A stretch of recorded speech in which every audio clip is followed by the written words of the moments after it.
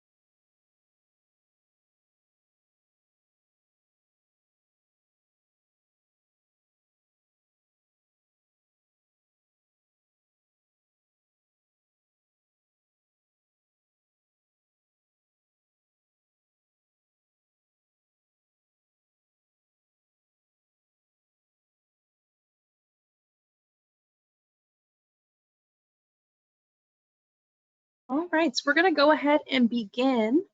So on behalf of the Environmental Finance Center Network, welcome to our webinar today on water system or wastewater system partnership models. My name is Avery Davis, and I am a program associate from the Syracuse University Environmental Finance Center, and I will be your host for today. Before we jump into today's presentation, I'm going to cover a few logistics, and then we'll get started.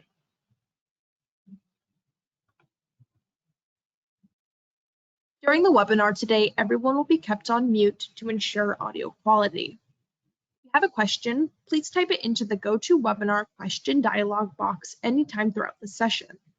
We will be saving your questions. We'll be answering your questions throughout today's presentation, so please feel free to submit those into the questions box as they come up, but we're also happy to answer them at the end as well. After the webinar, you all will receive a follow-up email that includes a link to the recording and other information you may need. You can also download the slides from today in the Handouts tab in your GoToWebinar control panel. This webinar has not been submitted for pre-approval of continuing education credit, but all eligible attendees will receive a certificate of attendance for their personal record. To receive a certificate for this session, we ask that you attend the entire webinar and register and attend individually using your real name and unique email address. We do not accept group viewing credit. Certificates will be sent via email within 30 days of the webinar date. And if you have any questions or need assistance, you can contact us at smallsystems@syr.edu. Now for a little bit about the Environmental Finance Center Network. We are a university and nonprofit-based organization who provides training and technical assistance to small water, wastewater, and decentralized systems in all U.S. states and territories through our building technical, managerial, and financial capacity programs. If your community or utility needs assistance with drinking water, wastewater, or decentralized system management, please feel free to contact us through our request form, which I will be sharing shortly in the chat. And on that note, I would like to introduce our presenter for today. So I would like to welcome Alicea Easthope-Frazer, who is a project director at the UNC Environmental Finance Center on Chapel Hill. So welcome, Alicea, and I'm gonna hand everything over to you. Great, thanks so much, Avery. Okay, and I think, we figured out how to do this? Yes, okay. Can you see me okay? Can you see my screen? Yes, everything looks good. Great. All right, well, thanks everyone so much for joining us today. I'm excited to go through this presentation. And the title of it is Wastewater System Partnership Models. I will probably be using the word utility kind of interchangeably between water and wastewater, so apologies if I say water or specifically. So, but we're talking about utilities generally. And just thinking a little bit about the agenda here, running through it quickly. We've already done an introduction, thanks Avery, and then I'll dive in a little bit to sector-wide challenges, understanding how your utility is doing, and how we kind of can gauge that, thinking about different types of partnerships, and then, you know, what are some of the options in terms of consolidation and some examples of that. And I encourage you to keep an open mind. I know that the idea of partnering and consolidation, that word is a little bit scary for a lot of folks in utilities. So I'm gonna, you know, hopefully we can kind of go through and quell some of those fears and talk kind of openly and candidly about what that might look like for you. So I'm just skipping through these because Avery's already done them. I will highlight that the Environmental Finance Center Network is a group of a number of different folks, including Syracuse. As Avery mentioned, I'm here at the University of North Carolina at Chapel Hill, and there's other folks across the country. We cover the entire United States. Some of the areas of expertise are listed here. There's quite a range. We've got some folks that really focus on asset management, water loss reduction, workforce development. There's quite a spread of support and technical assistance that we can provide across the network. Our particular EFC tends to focus on rate setting, fiscal planning, collaborating with other systems, right? Some of those partnerships, and accessing infrastructure financing programs, especially right now with bipartisan infrastructure law funding coming through, and with the state revolving funds. So that's kind of our area of focus. We also do quite a bit of applied research, program design, evaluation, a bit of this, right, the teaching and outreach, direct advising and consulting with systems and utilities, and some policy analysis. So kind of a variety of tasks. And of course, our standard disclaimer, it's funded by the EPA, but of course they're not involved in the development of this. So just that disclaimer for y'all. All right, so thinking about the problem, you know, why are we here today? Why are you joining us today? We all know this, right? So some of this might be straightforward here, but there are challenges in the sector. Water and wastewater are expensive. Our infrastructure is aging and failing for a lot of areas. In 2021, the American Society of Civil Engineers gave the nation's water infrastructure a C- grade and the wastewater infrastructure a D+ grade, right? So we know that this is an issue that a lot of us are facing. And the amount of funding needed is significant. So in 2019, the total capital spending on water infrastructure at all levels was about $48 billion, while investment needs were $129 billion, which is an $81 billion gap. So there's a lot of need out there for funding for infrastructure upgrades, and maybe not quite enough money to make that happen. In addition, affordability is a growing concern for a lot of folks. I think there's an increased awareness of that. So in a 2022 study, 10% of households face water affordability concerns, which they've defined as expenditures on essential water and sewer services greater than 4.5% of their annual household income. So you can see here in this table that first kind of group of folks at under 15,000 annual income. They're paying on average 6.8% of their annual income on water and sewer service. And we already know that water rates are outpacing the consumer price index. So there's a lot of concerns about affordability. So this is not an easy business to be in. The other thing about this sector is that it's very diffuse and fragmented. Across the entire country, there are 153,000 public drinking water systems and more than 16,000 publicly owned wastewater treatment systems. And that doesn't include some of the private entities that are managing these types of systems. And unfortunately, wastewater systems are functioning on average at 81% of their design capacities. So not only do we have a lot of them, but maybe they're not running optimally. And you can see this graphic here is North Carolina specific, but in North Carolina, nearly 1,800 systems serve only 10% of the population, which really shows that there's kind of this disparity, there's this gap, right? There's a lot of folks, or a lot of systems for very few folks. The other piece too is it's a complex system and there's a lot of change within the sector. So you think about some of the policies and regulations, there's adaptation required. There's new policies around, PFAS, PFOA monitoring, and some of these small systems are going to have a hard time keeping up with some of the changes in the sector.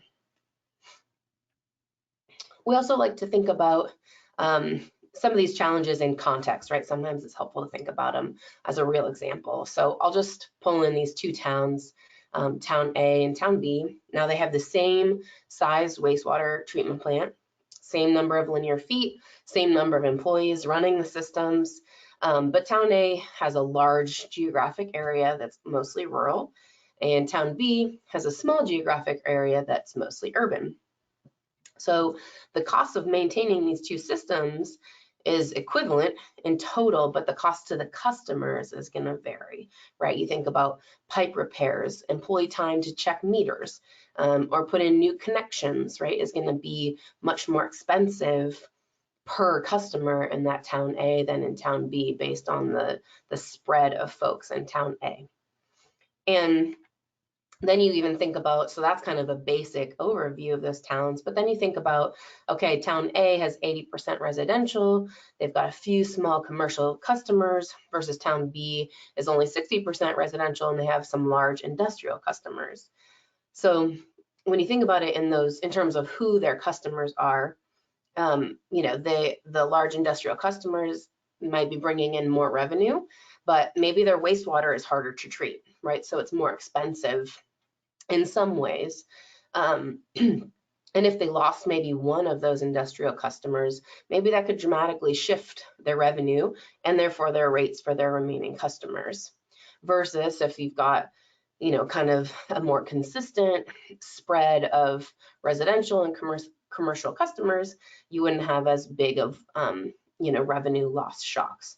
So there's challenges no matter what scale you are. But the sector is hard. So we'll start, I just want to make sure we start there, that we know that this isn't easy.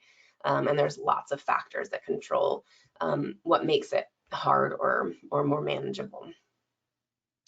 So one thing that we like to start out doing when we're talking with the community is just thinking about a utility's overall health, doing that check-in, that kind of more self-sufficient, understanding the self-sufficiency of a utility, right? So what is your level of service? Do you have issues with pressure, color, smell, taste?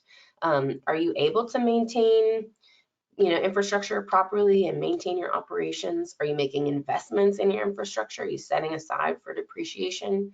There are lots of different pieces that help to determine the ability to provide high quality service now and into the future. And we like to do this comparison that this is kind of like going to the doctor and doing those check-ins with your doctor. When you go to the doctor, it's not just one number, right? You're looking at a bunch of different things. So, you're doing that viability check for a utility to flag big issues and look at challenges over time. So let's say you're going to a doctor's appointment, a patient has high blood pressure, maybe it's just that, maybe medication is sufficient to help prevent a heart attack, for example. But maybe that patient has high blood sugar, consumes a lot of food high in sodium, maybe doesn't exercise a whole lot, then those risk factors make that high blood pressure more dangerous and can be mitigated, that those issues can be mitigated in other ways, or maybe it's a different kind of system instead of just a simple medication. But then you think about, okay, that same patient comes in, has these kind of issues, but maybe they're coming in with a broken arm. Well, our plan of action today at the doctor's office is going to be much different for that condition than otherwise, right? Than just the kind of baseline. So that's why it's not just one number, one time. We really have to think about, what those options are, holistically looking at the system. And utilities are multifaceted, just like a human system. So here are a few metrics that we like to think about. when we're looking at a holistic check-in for a utility, right? We've got the financial operating ratio, your expenses, the managerial, how's your staffing, are you having issues with economies of scale, your service population, like we were kind of talking about, that size, income, is affordability a concern, right? So we've got lots of different components that we're thinking about. The infrastructure, how old is your system? What condition are your assets in? On the technical side, do you have any violations? What is your supply? Do you have any quantity or quality issues? And then, more and more, I think we're seeing more of this as a bigger concern, but, vulnerability to natural disasters with climate change, right? What factors should you really be thinking about in that space? And then how do all of these interact, right, to compound issues? It's not just one thing or the other. There's a lot of interactions. So I'm going to go through an example, and this is a real utility here, but going through an example to tell you a little bit about kind of that holistic check-in and show kind of what could be a scenario. So this utility, over the years, this is a little bit older here, you see 2002 to 2016, but there was kind of this slow moving storm, right? So they had a slight decrease in the number of customers over time. It was just kind of gradually going down. If you were just looking at this, maybe this was their only problem, might not be too big of an issue, but their number of customers were slowly declining. Then when we also look at their 12-month running average volume of water per bill, you can see that the bill, like the total consumption, is actually also going down, which is not uncommon. We're seeing a lot of that, right? We've got water efficiencies, awareness, conservation, right? There's quite a bit of that.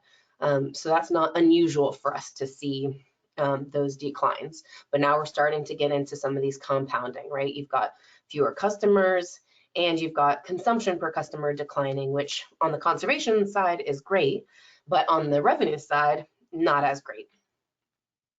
And then, we take a look at their population. So they've got kind of one flagship community that's got over 20 grand, folks, but a lot of the rest of their communities are small, right? Ranging from that, 400 to 5,000 number of folks, which is starting to be small systems. So, they've got low population numbers. And then you can see, the median age of their population is starting to get older, especially in some of those smaller communities. You've got kind of an older population coming up. And so not a lot of, telling us that there's not a lot of growth in this area and not a lot of movement into these communities. And then this is kind of the biggest one here. You see this and you're looking at percent of households with income less than 15 grand, which we can kind of use as that kind of poverty benchmark. This is from 2015. But you can see, the dark blue are these communities with more than 33% of the residents in that really low income bracket. So we've got, fewer customers, they're using less, they can afford less, they're getting older, and there's fewer of them, right? It's this slow moving storm. This utility is really, going to start feeling some of that if they're not already. And, we talk about rates quite a bit here at the EFC. Can they afford a higher rate structure, right? When you look at this, you'd be hard pressed to say like, yeah, let's increase rates when you've got this big of a population that's struggling with affordability. So some of these are slow moving storms. And then you think, okay, there are other factors. Those aren't the only factors that are going to impact utility and lead to distressed and failing utility. And they happen at different time scales, right? That was over many years. And then you think about balance and that loss of balance. Well, what if they had one industry maybe in that bigger town and they left, right? There weren't enough workers. All of a sudden, you have this kind of one bigger event that's more of an onset or a quicker onset rather than a gradual one, right? And so that sets the system up for, more compounding effects, right? And so now they've got some revenue decline, which makes it even harder to get the utility back into balance. And then maybe they're also dealing with leaky pipes, right? Infrastructure is old. It's harder to fix. It becomes more of a public health hazard. The utility is experiencing several long-term stressors after the loss of that industry and their population changes. and you add on kind of this infrastructure piece, it's getting harder and harder to sustain this system. And then, you know, the straw that breaks the camel's back, maybe there's a big flood, right, or another natural disaster. And there's, you know, too many major challenges to getting this utility back to viability. You know, the time scale of events is important to note as well, right? In the case of this town, and like I said, this is actually a real scenario. You know, the industry leaving and the flood were quick events. They happened very quickly, but the background of having that lower revenue because of the population and the infrastructure wasn't being rehabilitated, you know, really contributed to making those one-time events really difficult. You know, it was difficult to recover from those short events. Now, maybe in a different community, in a different system, you know, the utility was proactive about raising rates to compensate for the loss of industry and some of the customers. And maybe the service population was able to afford those rates, right? So that starts to help balance out that viability of the utility. And then maybe they had existing staff who were knowledgeable and proactive about rehabilitating infrastructure. So the leaky pipes didn't result in high risk to public health, and the facilities were operated and maintained well, right? Maybe that utility is actually doing okay now, you know, and they're able to maintain viability into the future. But maybe the utility needed a new well and kept drilling but couldn't find one. Maybe that would tip the balance in the other direction. So as you can see, the what ifs can really go on, and these factors aren't the only ones, and they're not isolated either, right? They're happening with kind of all this background, you know, all these other background issues happening. So then we think about kind of holistically these check-ins that we're doing. Okay, so to have a viable utility, right, you have to have control and understanding of, you know, your finances, the service population, understand your technical and managerial capacity and your location, right? So we're looking at that whole picture, and it takes time, right? This is not an easy process to go through, understanding the viability of utility, and there's always a trade-off, you know, taking that time you need to collect data and the depth of information you can gain, you know, but it's helpful to really think about the utility holistically, because then you can tailor the solutions, right? So maybe it's, okay, we're weak in this one area, how do we address that, right? Is it a broken arm and it needs to be immediate, or is it longer term and we can try to, you know, pull in different pieces and fix different components of it holistically? So thinking about, you know, what is available, who's around us, right? Are there opportunities around us, or are there funding opportunities, right? So maybe for this utility that had kind of a handle on their infrastructure, had some knowledgeable staff, had been buffering some of their revenue, maybe they just need a low interest loan, right? Maybe they can replace some of their infrastructure with a state revolving fund loan, and they're more likely to be able to be viable in the future, right? But then on the flip side, right, then we have this other utility that just one loan isn't going to bring them back to viability. So that's when we really kind of stop and think, okay, one loan is not going to do it, or a couple of loans, right? Or one loan right now and another one in 3 or 4 years is still not going to make this system viable. So what are some of the other solutions? So one of the big ones that we talk about are partnerships, right? So we'll go through kind of what some of those might look like, but partnerships is one way to start to think about, you know, supporting some of those aspects of utility viability that you might not be able to internally address. So there's a whole spectrum of types of partnerships. In this graphic, we're seeing, you know, increasing complexity and formality as you go to the right. There can be really kind of some simple solutions that can help you address some of these issues relatively easily. And then it can go all the way, like I said, to this kind of more complex, you know, consolidation, which we'll talk about. But there's still some really great low-hanging fruit on the left side of this here. So when we think about agreements, contracts, this, you know, some examples of this could be joint contracting for services to lower pricing, right? Some of us, you know, maybe you shop at Costco because it's cheaper per unit if you buy in bulk, right? So we think about bulk purchasing. Maybe it's on the chemical side, right? Maybe it's the flocculants or the chlorine, right? Kind of doing some of that working with other utilities locally to come together to do some of that purchasing, having kind of that ability. There's also like equipment sharing. So maybe, so one utility doesn't have to buy, own, rent all of the equipment they need. Maybe it's, you know, for tapping water pipes, or, you know, putting in new lines or connections, some of those, you know, some of that type of equipment, you know, in a larger system, maybe already owns that, right? So they send the smaller utility a bill for employee time, travel, and some use of the equipment, and that helps the larger utility, right, have a little bit of extra income, and helps the smaller utility from not having to, you know, do that, do that big purchase and have that and upkeep all of that equipment as well. Another option would be like systems sharing information, maybe about regulations, planning, infrastructure. It could look like, you know, maybe it's just meeting monthly for a meal, and maybe you rotate to different facilities. You discuss common interests and concerns. Maybe you have guest speakers, you do some training, right? So there's kind of some low-hanging fruit there, some opportunities there. I'm working with a system right now here in North Carolina that's kind of far from everything. They're kind of out in the middle of nowhere, but they're having a really hard time, you know, maintaining the staffing on the operations side. And I think that might be kind of the next tier, but you know, who can be their backup operator? Are there opportunities locally where you can have a backup operator and you can have that agreement and you're each other's backup operators, and that kind of helps save some money. Another thing, and I realize this is ironic with calling it partnerships as types of partnerships here, but we'll focus on kind of the emergency planning piece. So working together on emergency planning. And this is very common. We see this quite a bit.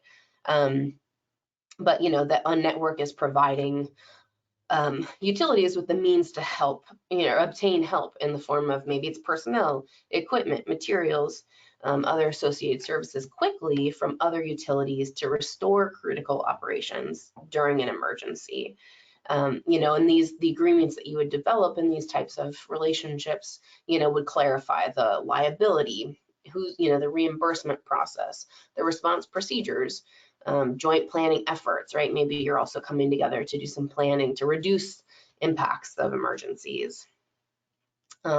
Here in North Carolina, this is a map that just shows all of the interconnections within the state, and these aren't, you know, regular use connections, right? So actually, where I am based in Durham and Chapel Hill have a line between them, and they're not accessing them regularly, but they have a contract in place in case there's an emergency that they can tap into each other's systems. I've got a community in South Carolina right now that has that same emergency connection, and they don't have a formal, you know, agreement. So we're working on getting together a formal agreement, you know, just so it's clear of what the procedure is and how it works. But it's a very common system. So maybe that's an option for you, right? Having that kind of security in case there was an issue. So kind of moving even further along here, sharing, you know, thinking about franchising, sharing water supply or sewer treatment. One of the examples, actually a couple of the examples that I'll go through today have this as an example, right? That they either have the same water supply or the same treatment. They all maintain their own systems, but are, you know, either using that one water source or getting into the distributing their wastewater into one treatment plant. So that's an option. And then I mentioned before this kind of operational collaboration, right? Maybe you're sharing an operator or a contract with the same operator or operation company. There's a community in Iowa that we've worked with that had a lot of trouble really retaining staff. And so they signed an MOU, a memorandum of understanding, with a larger system. They only needed an operator on site for a couple of hours a day because some of the monitoring could be remote. And so, you know, they worked with the larger utility to have their operator come down for those couple of hours. The larger utility got the extra revenue, and the smaller utility had access to operators. They had trouble recruiting. So there's opportunities there, and I know that that's, at least here locally, that's a real concern for a lot of systems. Training operators and getting them up to speed, and then they leave for other opportunities. So there's some kind of, you know, some good opportunities there. And then we start to get kind of even further along here, thinking about imposed districts, regionalization, you know, pooling resources, increasing buying power, and technical expertise even further, right? And maybe you've got a couple of utilities coming together and having some regional setups, and maybe one, you know, each one is in charge of a particular project or a function across multiple service areas. Maybe there's collaboration on workforce development. You know, maybe they're forming a regional entity, either, you know, as a separate option in addition to their current systems, or as the only option. And you know, they're deciding that they all have a role on a board and they're all kind of controlling that system. So there's, you know, kind of opportunities in that way too. And thinking about that, you know, original study where we're looking at a lot of different communities, you know, the regional option can be really beneficial. And the last one, which I know is a little bit scarier for folks and harder to think about, but is consolidating, right? Is unifying governance of a utility, two or more utilities coming together, and only one utility remains.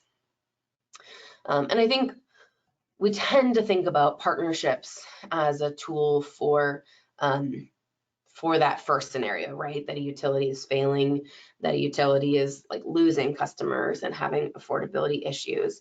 But really it can be a tool for numerous types of situations, right? And one of the examples I'll go into is actually that an area was growing very quickly and it needed additional capacity because it couldn't match it so quickly because they were seeing high growth. So it doesn't have to necessarily be, you know, shrinking population areas or increasing in age. You know, there could be other reasons why it makes sense for utility to do, you know, to consider some partnerships in other ways. All right, so we know that there can be apprehension around consolidation. I think one of the big ones that comes up quite a bit is the loss of autonomy, right? There's a lot of pride that comes with having a utility, a community utility, and the potential that it brings, right? You think about community development, prosperity, income from a utility, if it's doing well, can often be a major source of income for small towns. So I think there's always going to be some concern when we talk about consolidation, and it isn't always the best option. I'll also frame it there that there's lots of types of partnerships, like I just went through, that can be really beneficial, and you can skip consolidation altogether. But I want to make sure that we just talk through it so that there's some understanding of what that could look like and how it could be beneficial. So kind of basics here, we'll start here. What is consolidation, right? So it's two or more distinct legal entities becoming a single legal entity, and they're operating under the same governance, management, finances. It may or may not include physically connecting assets, right? So it could be that they're just under the same governance and same management, but they're not actually connecting systems.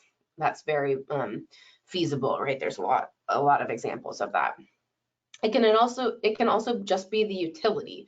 I think there's often kind of this misconception that your entire community now loses its own autonomy and independence, but it can just be the utility component of your community and not your entire town's governance and structure and infrastructure.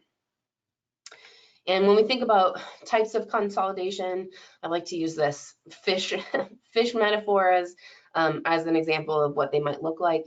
I think the one that comes to mind that's kind of simplest to wrap our head around is just direct acquisition, right? So this is a big fish is eating a little fish, right? So we've got absorption, a higher capacity utility is acquiring, you know, assets, operations, and customers of another system and absorbs them into their existing governance, operational, and financial frameworks.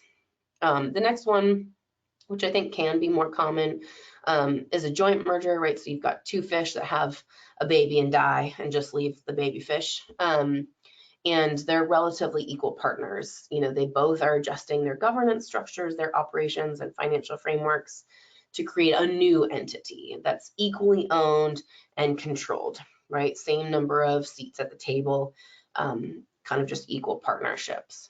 And then you have a balanced merger, which we like to think about as kind of a school of fish. So there's direct participation by all of the pre-existing utilities in the decision making, and how they're making those decisions is based on who chipped in what, right? So let's say there's 10 redfish, so 10 redfish is a utility of a certain size, and they get 1 seat on the board versus 20 bluefish, they get 2 seats on the board because of, it's relative to what they're bringing in. So these are a couple of the different options for the types of consolidation that can happen. And I'm going to go through these here. There's a lot here, so I realize that, but just wanted to talk through some of the benefits of consolidation. So what are some of the motivations of why some utilities do opt for this direction of going towards consolidation? So one of the ones that we see, are economies of scales and operating efficiencies. Separate business functions can benefit from being spread over larger groups of customers, right? Like I was talking about some of the bulk purchasing, for example. Or another great example would be meter reading, right? Reading 50 meters per month costs more per meter than reading 50,000 meters, right? So if you can kind of get those operating efficiencies, the economies of scales, or you think about bulk rate for chemicals, right? The flocculants, the chlorine, those things when they're bought in at larger scale. And even staffing salaries, right? You've got a highly trained manager. The salary of a highly trained manager is probably the same if they're serving 500 customers or 5,000 customers, right? So getting some efficiencies there tends to be one of the bigger benefits of consolidation. And then there's often an increased access to capital at a lower cost. We've already talked about the fact that water and wastewater are very capital intensive. They require high cost investment, right? The infrastructure is expensive.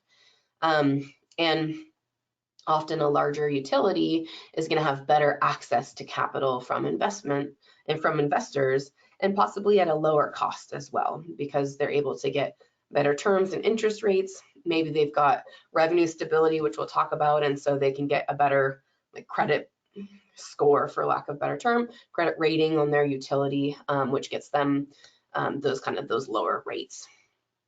They might also have increased access to some of those subsidized public funds, like the state revolving fund. Maybe they can actually save some money on principal costs and interest if there's, some compelling reasons to do so. And there are some states that prioritize considering regionalization and considering consolidation and partnerships, and that helps them get further along in that process. So there can be increased access to capital. Another thing that that comes up quite a bit, and we've talked about affordability, but lowering or equaling customer rates for the specific level of service. And initially maybe the rates need to rise to cover the cost of consolidation. It can be very expensive to consolidate. And there are cases where some customers may see short-term rate reductions, but rate parity tends to be a longer-term goal through the process of consolidation, so that all customers within a similar geographic region would be on the same rate structure. And it can often slow future rate increases, right? After that initial investment in consolidation, then it can help kind of level and reduce how many increases or the size of the increase over time. Another one, which I briefly mentioned, was revenue stability, right? So if you have a bigger system, you're less vulnerable to revenue shortfalls, right? If you've got 5 customers that can't pay this month out of 50, that's a kind of a big hit. But if you have 5 customers that can't pay that much, or can't pay their bill out of 50,000, it's much more stable. You can kind of balance. Plus, you're more likely to have a diverse customer base if you've got kind of a bigger system, more regional system. And yeah, you can spread those shortfalls or the cost of the shortfalls over that larger customer base when they do occur. So you think back to town A and town B, if you heavily rely on one type of user in a smaller system, their departure could have greater impacts versus if you have got kind of a wider variety of folks, you can help buffer some of those fluxes that you might see. There can also be reduced exposure to regulatory penalties. Some of that also kind of being able to move money around more easily. It's more cost effective to address some of the compliance issues across a larger system, right? If you're already implementing this one thing, maybe it's the, PFAS, PFOA monitoring, you can implement that across all of the components rather than just the one, right? So being able to spread some of that out can be helpful. And streamlining and reducing costs of approvals. We've seen this. North Carolina is a state that does encourage regionalization, and so sometimes, permitting and that sort of thing can happen quicker if there's some consideration of partnerships and regionalization. And it can, provide immediate regulatory financial relief too if you've got a small system that maybe has some violations that they can't afford to pay. If you're part of a regional, right, you can move some money around, pay those off so you don't keep, and then, fix whatever is causing that violation so you don't have to keep getting dinged for that same violation, as an example. We also see a benefit of improved planning and risk management. So it's just easier to, well, maybe not easier with more people in the space, but you're more likely to really think about a comprehensive strategy. How do you mitigate risks like water supply or wastewater treatment? How do you strategize with industrial polluters, right? So there's kind of a greater likelihood you could spend some time and energy on that strategizing and that planning. We all know that water and wastewater service keeps local economies running. It keeps communities healthy and the environment safe, right? So to be able to have a utility plan for and manage that planning is really valuable. And then thinking about that as well, that kind of benefit, right? Some financial savings won't be apparent on the water utility budgets and the rate sheets or other financial documents. They might occur, off the books and in the broader community, despite being direct and visible outcomes from consolidating water utilities. So when you think about a business, right, a brewery, a restaurant isn't going to want to go to a community where there's not clean water or where they can't safely dispose of their waste. So you're going to get some hesitation to locate to some of those types of places. So if you can, consolidate or regionalize and guarantee high quality water and productive, efficient wastewater systems, that can really help grow or maintain, some of the local economies that you have. So those are some of the benefits. Now I realize it's not all, this isn't the be all end all, and it's not easy. Partnering can be really difficult, and there can be challenges and, key considerations to think about when you're going through this thought process. So I don't want to, say that it's all just fun and games, that there's difficulty with this. And it's not a fail-safe way for a utility to protect from risks. If you're over optimistic on your projections, if you really are having, large customer losses, or the cost of retrofitting and building your resilient systems is just too much, this isn't going to help kind of resolve some of those big issues. And, I did mention this, but it's probably most likely going to require some upfront costs. It can be expensive to go through the process of, updating the infrastructure, putting in the legal agreements, spending the time, right? Time can be expensive if you're paying all of your staff, putting in that time to go through this process and develop it well. And then I've mentioned this a couple times now, right? But the desire for autonomy and mistrust of other systems, right? There's always going to be, chatter around, well, that community is doing it this way, or they're not doing it well this way, right? So there's always going to be some of those concerns, or just simple lack of awareness. I'm working in one community where they think they have an emergency connection, but they don't know. They don't know where the lines go from the neighboring system, right? So there's just sometimes a lack of knowledge of what's going on around them, and where there could be opportunities for collaboration. They haven't thought about it maybe. So those are some of, a couple of the challenges, and those key, some of the key considerations that you want to think about and spend time thinking about if you're looking at partnerships and collaborations. Upfront costs, right? Planning, like I mentioned, planning, studies, staffing capacity to undertake consolidation or partnerships can be really expensive. Or if you have major infrastructure projects, improvements that need to happen, setting up those physical connections, if you decide to do the physical connections, can be expensive, right? So thinking about what are those upfront costs and delving into that more fully. Thinking about the real and perceived unequal distribution of benefits. So, you know, one of the biggest goals is financial benefits, right? But sometimes it can't be evenly distributed. And so kind of managing what that looks like, right? We see this larger regional benefit, but, you know, community A and community B might see different amounts.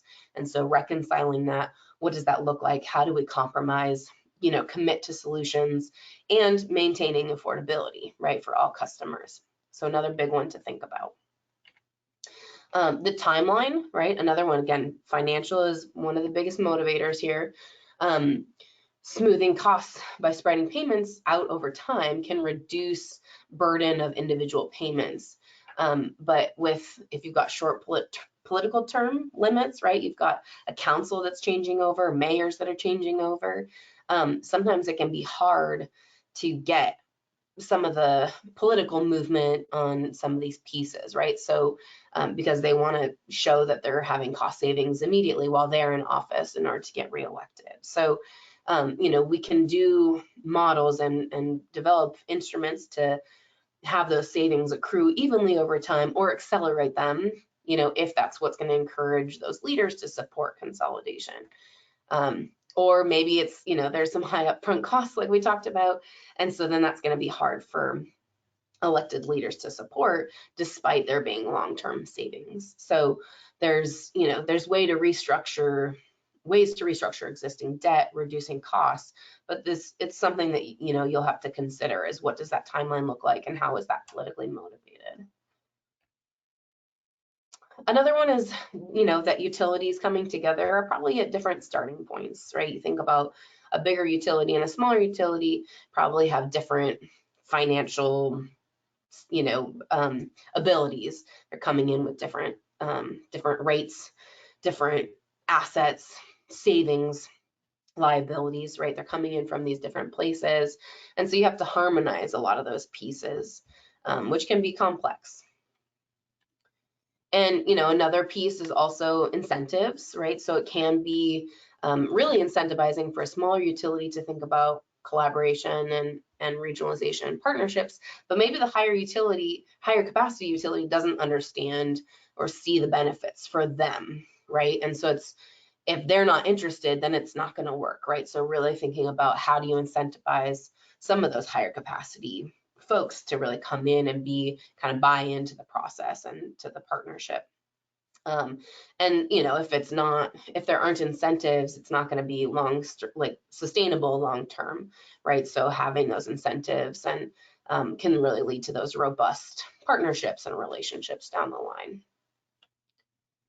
And like I said, this, you know, consolidation and some of these different types of partnerships isn't the right option for all situations. They can have financial and economic outcomes that are positive, but there are lots of challenges, and the ability for success is going to really vary, right? If you're able to understand the financial impacts, if you have patience, if you can spend time on long range planning, have those external incentives, right? Like I said, North Carolina is really pro regionalization and partnerships, so that's a helpful external incentive. And strong leadership, right, can all be success factors to help kind of move the needle in the right direction. And things that I haven't even mentioned, you know, that are more kind of on that social side, where there's bound to be some impact, you know, either positive or negative, right? But you think about social impacts within a community, region, right? The community dynamics. You think about environmental impact, political drive, which we did mention a little bit, and how the community is going to respond. How are they involved in the process, right? So there's even additional components that I haven't even touched on, right, that can really impact the success. So I'll spend just a couple of minutes here with a couple of examples and just, as a preface, despite the numerous considerations and potential challenges to consolidation that I've mentioned, it can and does happen. We see it happen, right? And here at the EFC at UNC, we have produced a number of documents that detail a lot of different types of case studies of partnerships, regionalization, consolidation. I'm going to show a couple of them here, but we have quite a number of resources that you can access through our website to kind of dive into it more deeply if you're interested. So one example here, and apologies, I realize that a lot of my examples are North Carolina, which is where I am, so I'm sorry, I know not all of you are here. But the city of Raleigh is an example, and I've pulled the benefits that they were trying to achieve of those 7 that I've discussed. I've pulled the ones that they were really trying to achieve, and in this case, Raleigh was really trying to hit on many of them. In this case, the city of Raleigh, there were 7 local utilities that merged into a full service regional water and wastewater provider. So it's a complete consolidation. They started the discussion in the 1990s and finalized the last agreement in 2006. So it was quite a process. And the driver for them was the opposite of what we were sharing earlier, right? It was actually quick growth. And they had limited water resources, right? So there were a lot of different communities popping up with quick growth. How do we effectively share water? And it made sense to consolidate those community systems so that there wasn't competition, there was increased water security and increased cost savings and lower rates. In this case, the city of Raleigh, which was the higher capacity urban utility, took ownership and operations of small to medium-sized neighbors. And Raleigh paid for improvements to complete the consolidation, and the communities that became part of the utility chose how they wanted to receive that compensation for those improvements in the assets. There was support for permitting and reduce competition for water resources from the larger community, and quite a bit of leadership from the county. They were able to expedite approvals and that sort of thing. And there was quite a bit of reduced duplication and larger customer base, and they were able to make the rates uniform, reduce their O&M and lower capital costs. So there were quite a number of benefits for the city of Raleigh. Another example is in Virginia, the Hampton Roads Sanitation District. And these were the key benefits that they were really trying to address with this. So economies of scale and operating efficiencies, reduce exposure to regulatory penalties, and improve planning. So they started the sanitation district in 1940. So this is kind of an older example. And the sanitation district provides wholesale wastewater treatment to 14 incorporated governments. They finalized, it's been ongoing, but they finalized an MOU to consolidate with another program, the Regional Wet Weather Management Program. But the driver for this sanitation district was actually that they are located on the Chesapeake Bay, and there was major concerns of pollution entering the bay through their wastewater. And so a lot of these utilities were facing high regulatory compliance costs because they were trying to manage the waste going into the bay. And so they were really trying to improve environmental outcomes. It wasn't a full merger, it was kind of this incremental consolidation.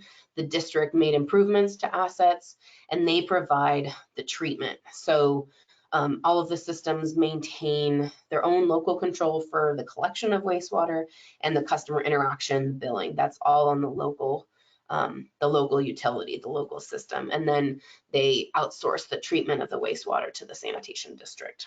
So it's kind of a different example, not a full consolidation. And then another example is the Logan Todd Regional Water Commission in Kentucky. And so the sanitation district was on the wastewater side. This is more on the water side.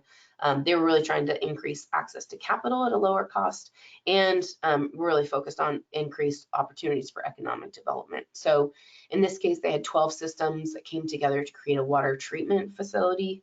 It was formed in 1995 by the fiscal court of the county. And in 2003, they began serving treated water to distribution systems. So they were having water quality concerns, water shortages, and it was costing them businesses. They had businesses that were leaving or weren't coming to their area because of this water quality. So the 12 systems, like I said, kind of similar but opposite from the sanitation district. The 12 systems retained their distribution, but they purchased water at a wholesale price from this water commission. And ultimately it did attract new businesses and industry because they had available water that was of high quality. So there was one central water treatment facility. I'm just looking at the time here. I'm gonna go briefly through this. So just thinking about kind of what would be next. Let's say, you're thinking about this as an opportunity. Things we like to think about you starting with, right, is assessing feasibility of the options, what makes sense, what's feasible, understanding the assets of your system, your existing system, and addressing some of those obligations and responsibilities. Any of those outstanding, right? Like, do you have existing debt? Do you have, what are some of those in place already? And what does this look like for your customer base, right? What are the options and how would that impact the rates for your folks that are your customers? Developing the governance structure for the consolidated utility or if that's the direction you were to go, which is, critical to figure out who's going to do what and how that's going to look. And same with the board representation, right? Is this going to be equal? Is it going to be based on who's bringing in what to the partnership? And developing a process to resolve disputes, because we're humans, right? There's bound to be challenges, right? So thinking about how do we resolve some of those if and when they do come up.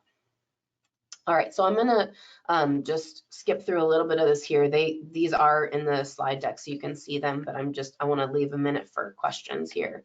The last thing that I'll just say here is that we encourage you to also develop SMART goals, right? So goals that are specific, it's an acronym, right? Specific, measurable, attainable, realistic, and time-bound, right? So how often you're evaluating those goals might depend on the availability of data to measure the goals. It doesn't have to be complex, but having really clear goals can be really beneficial if you're going through this process. And like I mentioned before, there's a lot of different resources that are available on our website. I'm happy to send that along with, again, this is in the deck that you can see. So please feel free to reach out, or if you've got specific questions, we're happy to address them as well. So I'm gonna pause there, Avery. I don't know if that leaves us 5 minutes, if there are any questions that would be helpful for me to address. Yeah, there are no questions so far, but we can stick around a few minutes and see if any Sure. come through. Great. Yep, sure. That works for me. The presentation was just too clear, Alicea. What can I say? Answered all the questions. Somehow I thought that, but we have a couple inquiries about the recorded file and slides. The slides are attached as a handout in your handout tab in your control panel, but we will also be emailing both out to all of today's attendees. We're getting some comments. Great presentation. And if any questions come up after the fact, you're also welcome to submit those in the evaluation. We always take a look there as well and can pull the question out that way and follow up with you afterward. Great.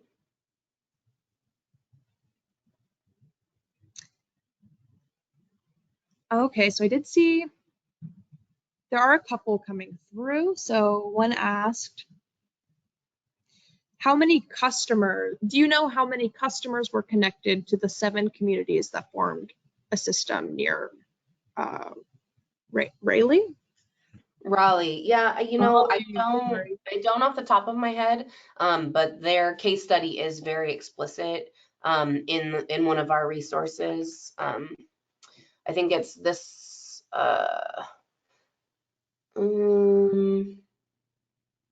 I'm trying to think of which one it's in. I think it might be in this consolidation of water and wastewater systems, options and considerations. But so I'm happy to look that up and follow up with you, because I don't know those numbers off the top of my head, but they're pretty widely available, so I'm happy to follow up on that. Perfect. And we'll pull that one out afterward. We have a couple others. So one asked, and this might be better in a follow-up as well. They asked, can you discuss consolidation of decentralized systems with a centralized system? Who typically covers the capital cost and takes on the debt for the collection system infrastructure? Yeah, I think that's a more complex question probably than I have time to answer or talk through. So that might be a good one also for some follow-up. There's some, part of it is depending on who's pushing for, if it's annexation or who's pushing for the inclusion of the decentralized users, whether, if it's a decentralized community that's trying to get online, it could be that they're bearing some of that cost. But if it's really kind of an initiative of the system, right, that maybe they're bearing some of that cost, there could be opportunities financially through other funding sources, the state revolving fund. There might be, through some of the RCAP funds, there might be some other funds to help support some of that if some of those decentralized users are lower income or there's other factors that can be involved in that. So that might be one where maybe it's worth following up, because we could probably work more closely with you on kind of what that might look like for your system. Perfect. Well, there are some more questions coming through that I'll pull afterward, and then I'll email them to you after the fact, Alicea. Sure, great. We're about at our time. So I want to thank Alicea so much for presenting with us today. Following the webinar, everyone who attended will receive a follow-up email with a link to the recording and slides and any other information you might need. We also ask that you complete our evaluation so that you can let us know your thoughts on today's session and input any remaining questions that maybe we didn't get a chance to answer today. So thank you, and we hope to see you at a future event. Alicea, do you have any remaining comments? No, that's it. Thanks so much for participating. Appreciate it. Great, thank you so much.